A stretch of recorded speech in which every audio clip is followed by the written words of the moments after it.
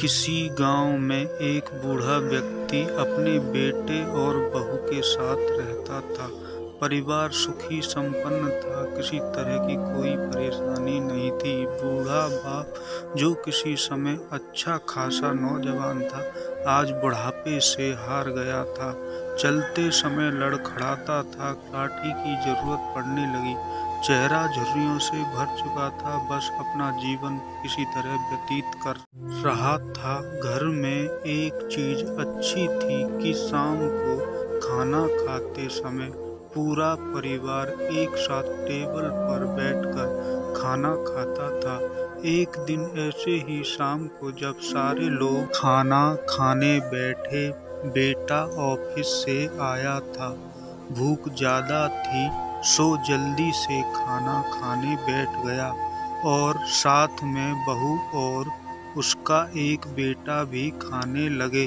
बूढ़े हाथ जैसे ही थाली उठाने को हुए थाली हाथ से छिटक गई। थोड़ी दाल टेबल पे गिर गई। बहू बेटी ने घृणा दृष्टि से पिता की ओर देखा और फिर से अपना खाने में लग गए। बूढ़े पिता ने जैसे ही अपने हिलते हाथों से खाना खाना शुरू किया तो खाना कभी कपड़ों पे गिरता, कभी जमीन पर। बहू ने चिढ़ते हुए कहा, हे राम, कितनी गंदी तरह से खाते हैं। मन करता है इनकी थाली किसी अलग कोने में लगवा देते हैं। बेटे ने भी ऐसे सिर हिलाया जैसे पत्नी की बात से सहमत हो। उनका बेटा यह सब बड़ी मासूमियत से देख रहा था। अगले दिन पिता की थाली उस टेबल से हटाकर एक कोने में लगवा दी गई। पिता की डबडबाती आंखें सब कुछ देखते हुए भी कुछ बोल नहीं पा रही थी। बूढ़ा पिता रोज की तरह खाना खाने लगा। खाना कभी इधर गिरता, कभी उधर। छोटा बच्चा अपना खाना छोड़कर लगातार अपने दादा की तरह देख रहा था। माँ ने पूछा, क्या हुआ बेटे, तुम दादाजी की तरफ क्या देख रहे हो और खाना क्यों नहीं खा रहे?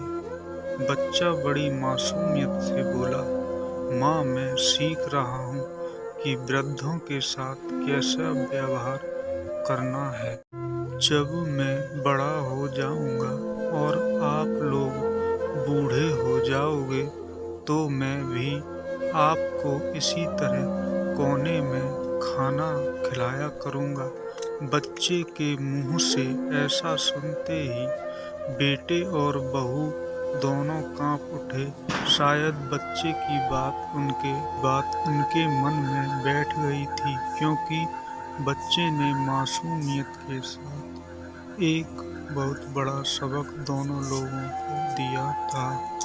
बेटे ने जल्दी से आगे बढ़कर पिता को उठाया और वापस टेबल पे खाने के लिए बैठाया और बहू भी भागकर पानी का गिलास लेकर आई कि पिताजी को कोई तकलीफ ना हो।